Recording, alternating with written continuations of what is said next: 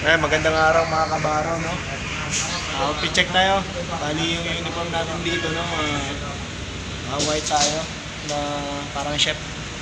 Tapos black pants, no? And black shoes. Ayan. No, share ko lang pala sa inyo yung nangyari kahapon, no?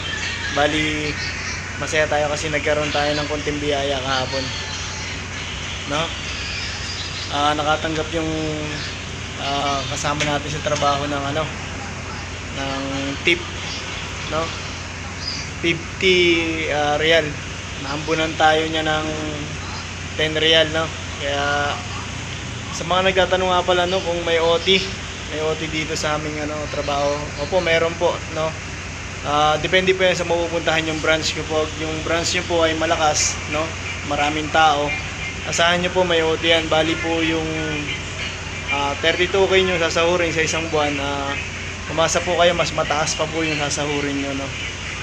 Hindi po yung nakapix. Depende po yan sa branch, no? Sa mga bago pa lang po, wala pa po masyadong OT. Kapag medyo tumagal ka na, siguro sabi nila mga 3 months to 6 months, ayan, magbibigyan na po kayo ng mga overtime, no? Peace.